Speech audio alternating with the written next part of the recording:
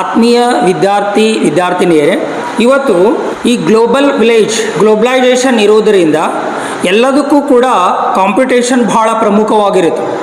ಎಲ್ಲದರಲ್ಲಿ competition ಇದೆ. ನಾವು PUCಯಲ್ಲಿ 100ಕ್ಕೆ 100 ತೊಗೊಂಡ್ರೂ ಕೂಡ ಯಾರೂ ಕರೆದು ನೌಕರಿ ಕೊಡೋಂಗಿಲ್ಲ. BAದಲ್ಲಿ ನಾವು 100ಕ್ಕೆ 100 ತೊಗೊಂಡ್ರು ಯಾರೂ ನಮಗೆ ನೌಕರಿ ಕೊಡೋಂಗಿಲ್ಲ. ಆದರೆ ನಾವು ಮುಂದೆ ಏನು ಮಾಡಬೇಕು ಅಂತಂದ್ರೆ, ನಮ್ಮ ಗುರಿಯನ್ನು ನಾವು ಸಾಧಿಸಬೇಕು ಅಂತಂದ್ರೆ CET ಎಕ್ಸಾಮಲ್ಲಿ ನಾವು 100 ಮಾರ್ಕ್ಸನ್ನು ತೆಗೆದುಕೊಳ್ಬೇಕು. ಮೇನ್ ಇಂಪಾರ್ಟೆಂಟ್ ಏನು ಅಂತಂದ್ರೆ, ನಾವು PUC ಮತ್ತು ಡಿಗ್ರಿಯಲ್ಲಿ 100ಕ್ಕೆ 100 ತೆಗೆದುಕೊಂಡ್ರೂ ಕೂಡ ನಮ್ಮ ಸರ್ಕಾರಿ ಜಾಬ್ಗಳು ಬರೋದಿಲ್ಲ. ಮತ್ತೊಂದು ಸ್ಪರ್ಧಾತ್ಮಕ ಪರೀಕ್ಷೆಯನ್ನು ನಾವು ಎದುರಿಸಬೇಕಾಗುತ್ತೆ. ಆ ಸ್ಪರ್ಧಾತ್ಮಕ ಪರೀಕ್ಷೆಯನ್ನು ಯಾವ ರೀತಿ ಎದುರಿಸಬೇಕು ಅನ್ನೋದನ್ನು ನಮ್ಮ ಕಾಲೇಜಿನಲ್ಲಿ ಈ ಮಾನಸ ಕೋಚಿಂಗ್ ಸೆಂಟರ್ದಲ್ಲಿ ಆ ಸ್ಪರ್ಧಾತ್ಮಕ ಪರೀಕ್ಷೆಯನ್ನು ಯಾವ ರೀತಿ ಎದುರಿಸಬೇಕು, ಪ್ರಶ್ನೆಗಳಿಗೆ ಯಾವ ರೀತಿ ಉತ್ತರಿಸಬೇಕು ಅನ್ನೋದ ತರಬೇತಿಯನ್ನು ನಾವು ಇಲ್ಲಿ ಕೊಡುತ್ತೇವೆ ಅಂತ. ಅದ್ರ ಜೊತೆಗೆ ನಮ್ಮಲ್ಲಿ ಈಗ ಏನಾಗಿದೆ ಅಂತಂದರೆ, ಈ ಸ್ಪರ್ಧಾತ್ಮಕ ಜಗತ್ತಲ್ಲಿ ಸ್ಪರ್ಧೆಗಳು ಕಾಂಪಿಟೇಷನ್ ಜಾಸ್ತಿ ಇರೋದರಿಂದ 1 ಮಾರ್ಕ್ಸ್ 1.5 ಮಾರ್ಕ್ಸ್ 2 ಮಾರ್ಕ್ಸಲ್ಲಿನೇ ಜಾಬನ್ನು ಕಳ್ಕೊಳ್ಳುವಂಥ ಒಂದು ಅವಕಾಶ ಇರುತ್ತೆ. ಹಾಗಾಗಿ ನಾವು ಎಷ್ಟೇ 100ಕ್ಕೆ 100 ಮಾರ್ಕ್ಸ್ ತೊಗೊಂಡ್ರೂ ಕೂಡ 1 ಮಾರ್ಕ್ಸ್ ನಮಗೆ ಕಡಿಮೆ ಬಂತು ಅಂತಂದ್ರೆ ನಮಗೆ ನೌಕರಿ ಅನ್ನುವಂಥದ್ದು ಕನಸಿನ ಮಾತಾಗುತ್ತೆ. ಅದಕ್ಕೋಸ್ಕರ ನೀವು ಯಾವುದೇ ಸರ್ಕಾರಿ ನೌಕರಿಯನ್ನು ಪಡಿಬೇಕು ಅಂದರೆ, ಯಾವುದೇ ಅಪಾಯಿಂಟ್ಮೆಂಟ್ ಆಗಬೇಕು ಅಂತಂದ್ರೆ ನೀವೇನು ಮಾಡಬೇಕು ಅಂತಂದ್ರೆ CETಯಲ್ಲಿ ಮಾರ್ಕ್ಸ್ಗಳನ್ನು ಜಾಸ್ತಿ ತಗೋಬೇಕು.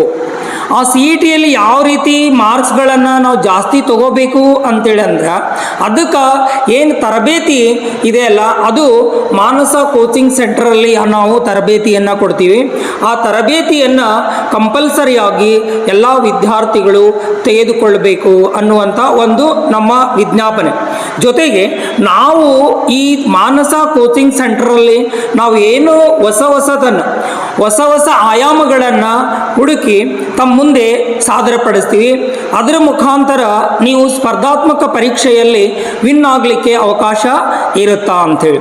ಅದರ ಜೊತೆಗೆ ನಾವು ಒಂದು ಆ್ಯಪನ್ನು ಮಾಡಿ ಅದರಲ್ಲಿ ವಿದ್ಯಾರ್ಥಿಗಳ ಹೆಸರು, ವಿದ್ಯಾರ್ಥಿಗಳ ಮೊಬೈಲ್ ಸಂಖ್ಯೆ ಎಲ್ಲದನ್ನು ಕ್ರೋಢೀಕರಣ ಮಾಡಿ, ಆ ಕ್ರೋಢೀಕರಣ ಮಾಡಿರ್ತಕ್ಕಂಥ ಮೊಬೈಲ್ ಸಂಖ್ಯೆಗಳಿಗೆ ನಾವು ಎಲ್ಲ ಸಬ್ಜೆಕ್ಟು, ಸೋಷಾಲಜಿ ಇರ್ಬೋದು, ಪೊಲಿಟಿಕಲ್ ಸೈನ್ಸ್ ಇರ್ಬೋದು, ಹಿಸ್ಟ್ರಿ ಇರ್ಬೋದು, ಎಕನಾಮಿಕ್ಸ್ ಇರ್ಬೋದು, ಜಾಗ್ರಫಿ ಇರ್ಬೋದು, ಬಾಟ್ನಿ, ಮ್ಯಾಥಮೆಟಿಕ್ಸು, ಬಯಾಲಜಿ, ಕೆಮಿಸ್ಟ್ರಿ, ಯಾವುದೇ ಸಬ್ಜೆಕ್ಟ್ ಇರ್ಬೋದು, ಕಾಂಪಿಟೇಟಿವ್ ಎಕ್ಸಾಮಿನೇಷನ್ಗೆ ಬರ್ತಕ್ಕಂಥ ಆಬ್ಜೆಕ್ಟಿವ್ ಟೈಪ್ ಕ್ವಶನ್ಗಳಿಗೆ ಯಾವ ವಿಷಯದ ಮೇಲೆ ಪ್ರಶ್ನೆಗಳನ್ನು ಕೇಳ್ತಾರೆ ಆ ಪ್ರಶ್ನೆಗಳನ್ನು 10, 20, 30 ಪ್ರಶ್ನೆಗಳನ್ನು ನಾವು ಕ್ರೋಢೀಕರಣ ಮಾಡಿ ಆನ್ಲೈನ್ನಲ್ಲಿ ನಾವು ಏನು ಮಾಡ್ತೀವಿ ಅಂದರೆ ಎಂಟ್ರಿ ಮಾಡ್ತೀವಿ.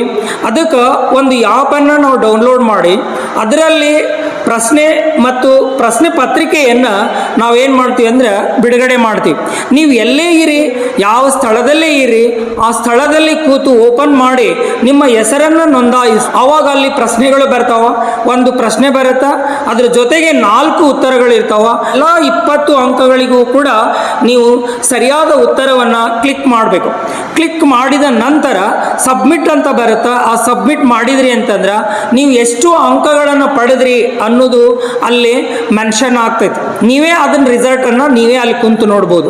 ಮತ್ತು ಯಾವ ಉತ್ತರವನ್ನು ನಾವು ತಪ್ಪು ಮಾಡೀವಿ, ಯಾವ ಪ್ರಶ್ನೆಗಳಿಗೆ ಉತ್ತರ ತಪ್ಪು ಹೇಳಿವಿ ಅನ್ನೋದನ್ನು ನಮ್ಮ ಕಂಪ್ಯೂಟ್ರಲ್ಲಿ ಎಕ್ಸೆಲ್ ಸೀಟಲ್ಲಿ ಬರುತ್ತಾ, ನೀವು ನಮ್ಮ ಇನ್ಸ್ಟಿಟ್ಯೂಷನಿಗೆ ಬಂದು ನಾವು ಯಾವ ಉತ್ತರಗಳನ್ನು ತಪ್ಪು ಕೊಟ್ಟಿವಿ ಅನ್ನೋದನ್ನು ತಿಳ್ಕೊಂಡು ಅದ್ರ ಬಗ್ಗೆ ಡಿಸ್ಕಷನ್ ಮಾಡಿ ಅದ್ರ ಬಗ್ಗೆ ಪಾಠವನ್ನು ಕೇಳಿದ್ರಿ ಅಂತಂದ್ರೆ ವಿಶೇಷವಾಗಿರತಕ್ಕಂಥ ಮಾರ್ಕ್ಸನ್ನು ನೀವು ಪಡೆದು ಸರ್ಕಾರಿ ನೌಕರಿಯನ್ನು, ಗೌರ್ಮೆಂಟ್ ಜಾಬನ್ನು ಹಿಡಿಲಿಕ್ಕೆ ಅವಕಾಶ ಆಗ್ತೈತಿ.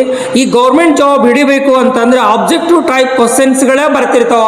CET ಎಕ್ಸಾಮಲ್ಲಿ ಯಾವುದೇ ಎಕ್ಸಾಮ್ ಇರಲಿ, ಯಾವುದೇ ನೌಕರಿ ಇರಲಿ, ಈ ತಲಾಟಿ ಇರಲಿ, ಪೊಲೀಸ್ ಇರಲಿ, ಆರ್ಮಿ ಇರಲಿ, ಯಾವುದೇ ಇರಲಿ, ಆದರೆ IAS ಮತ್ತು KS ಅನ್ನು ಹೊರತುಪಡಿಸಿ ಆಬ್ಜೆಕ್ಟಿವ್ ಟೈಪ್ ಕ್ವಶನ್ಸ್ ಇರ್ತಾವ. ಹಾಗಾಗಿ ನೀವು ಎಲ್ಲ ವಿಷಯವನ್ನು ನೀವು ಪರ್ಫೆಕ್ಟಾಗಿ ಓದಬೇಕು. ಯಾವುದು ಉತ್ತರ ಸರಿ ಅನ್ನುವಂಥದ್ದನ್ನು ನೀವು ಮನಗಂಡು ಕಾನ್ಫಿಡೆನ್ಸ್ಲಿ ನೀವೇನು ಮಾಡಬೇಕಂದ್ರೆ ಉತ್ತರವನ್ನು ಕೊಡಬೇಕಾಗ್ತೈತಿ. ಏನೋ ಒಂದು ಜಾರಿ ನೀವು ಉತ್ತರವನ್ನು ಕೊಟ್ರಿ ಅಂತಂದ್ರೆ ಅದು ಉತ್ತರ ತಪ್ಪಾಯಿತು ಅಂತಂದ್ರೆ ನಿಮ್ಮದು 1 ಮಾರ್ಕ್ಸ್ ಹೋಗ್ತೈತಿ. 1 ಮಾರ್ಕ್ಸ್ ಹೋಯ್ತು ಅಂತಂದ್ರೆ ನಿಮ್ಗೆ ನೌಕರಿ ಏನಾಗ್ತೈತೆ ಅಂದರೆ ಕನಸಿನ ಮಾತಾಗ್ತೈತಿ. ಅದಕ್ಕೆ ಅದಕ್ಕೆ ಇನ್ನೊಬ್ಬ ಏನು ಮಾಡ್ತಾನೆ, ಅದಕ್ಕೆ ಕಾಂಪಿಟೇಟರ್ ಆಗಿ ಹೊರಹೊಮ್ತಾನ. ಹಾಗಾಗಿ ನೀವು ಮಾನಸ ಕೋಚಿಂಗ್ ಸೆಂಟರ್ ಬೈಲ್ಹೊಂಗಲ ಕಾದ್ರೋಳಿ ಬಿಲ್ಡಿಂಗ್ ಸೋಮವಾರ ಪೇಟೆಯಲ್ಲಿದೆ. ಆದಷ್ಟು ಬೇಗ ವಿದ್ಯಾರ್ಥಿನಿಯರು ಹೆಸರನ್ನು ನೋಂದಾಯಿಸ್ಕೊಳ್ಬೇಕು, ಆ ಸದುಪಯೋಗವನ್ನು ಪಡೆದುಕೊಳ್ಬೇಕು. ನಮ್ಮಲ್ಲಿ ಆನ್ಲೈನ್ ಮುಖಾಂತರ, ಆಫ್ಲೈನ್ ಮುಖಾಂತರ, ಪ್ರೊಜೆಕ್ಟ್ಗಳ ಮುಖಾಂತರ ನಾವು ಕ್ಲಾಸನ್ನು ಹೇಳ್ಕೊಡ್ತೀವಿ. ಅದರ ಜೊತೆಗೆ ಎಲ್ಲ ವಿಷಯಗಳಲ್ಲಿ ನುರಿತ ಉಪನ್ಯಾಸಕರದ ಅದ್ರ ಬಗ್ಗೆ ಎಲ್ಲ ಮಾಹಿತಿಯನ್ನು ಹೇಳ್ತಾರೆ. ಯಾವ ರೀತಿ ನೀವು ಎಕ್ಸಾಮನ್ನು ಫೇಸ್ ಮಾಡಬೇಕು, ಯಾವ ರೀತಿ ಎಕ್ಸಾಮನ್ನು ನೀವು ತಯಾರು ಮಾಡ್ಕೋಬೇಕು ಅನ್ನೋದನ್ನು ಕೂಡ ಕಲಿಸ್ಕೊಡ್ತೀವಿ. ಅದ್ರ ಜೊತೆಗೆ 3 ತಿಂಗಳಲ್ಲಿ ಎಲ್ಲ ವಿಷಯಗಳು ಪರ್ಫೆಕ್ಟ್ ಆಗಬೇಕು. ಪೊಲೀಸ್ ಆಗಲಿ, ಆರ್ಮಿ ಆಗಲಿ, SDC, FDC ಮತ್ತು CET ಯಾವುದೇ ಪ್ರಶ್ನೆ ಪತ್ರಿಕೆ ಇರಲಿ, ಅವುಗಳನ್ನು ನಾವು ಬಿಡಿಸಿ ತಮ್ಮ ಮುಂದೆ ಇರಿಸ್ತೀವಿ. ಒಂದು ವರ್ಷದಲ್ಲಿ ಆಗ್ತಕ್ಕಂಥ ಕಾಂಪಿಟೇಟಿವ್ ಎಕ್ಸಾಮಿನೇಷನ್ನಲ್ಲಿ ಆಗಿರುವಂಥ ಪ್ರಶ್ನೆ ಪತ್ರಿಕೆಗಳನ್ನು ಎಲ್ಲ ಬಿಡಿಸಿ ನಿಮಗೆ ಹೇಳ್ತೀವಿ. ಅದರಲ್ಲೇ ಉತ್ತರಗಳಿರ್ತಾವೆ. ಹಾಗಾಗಿ ನಿಮ್ಮ ಮೈಂಡಲ್ಲಿ ಅವನ್ನ ಇಟ್ಕೊಂಡು, ಆ ಲಕ್ಷ್ಯವನ್ನು ಇಟ್ಕೊಂಡು ನೀವು ಆ CET ಎಕ್ಸಾಮನ್ನು ಕುಂತು ಬರೆದ್ರಿ ಅಂತಂದರೆ ಆಟೋಮೆಟಿಕಲಿ ನೀವು ವಿನ್ ಆಗ್ತೀರಿ ಅಂತ ಹೇಳ್ತಾ, ನಮ್ಮ ಕೋಚಿಂಗ್ ಸೆಂಟ್ರಿಗೆ ಬಂದು ತಮ್ಮ ಹೆಸರನ್ನು ನೋಂದಾಯಿಸ್ಕೊಳ್ಬೇಕು. ನೋಂದಾಯಿಸಿಕೊಂಡ ನಂತರ ಏನಾಗುತ್ತಾ ಅನ್ನೋದು, ಈ ಕಾಲೇಜು ಮತ್ತು ಈ ಕೋಚಿಂಗ್ ಸೆಂಟರಲ್ಲಿ ಏನೇನು ಲಾಭಗಳದಾವು, ಏನೇನು ಉಪಯೋಗಗಳದಾವು ಅನ್ನೋದು ತಮಗೆ ಮನವರಿಕೆ ಆಗುತ್ತಾ. ಹಾಗಾಗಿ ಈ ಎಲ್ಲ ವಿದ್ಯಾರ್ಥಿಗಳು ಏನು ಮಾಡಬೇಕು ಅಂದ್ರೆ ನಮ್ಮ ಕಾಲೇಜಿಗೆ ಬಂದು ಹೆಸರನ್ನು ನೋಂದಾಯಿಸ್ಕೊಳ್ಬೇಕು ಅಂಥೇಳಿ ತಮ್ಮಲ್ಲಿ ಕೇಳ್ಕೊಳ್ತಾ ಇದ್ದೀವಿ.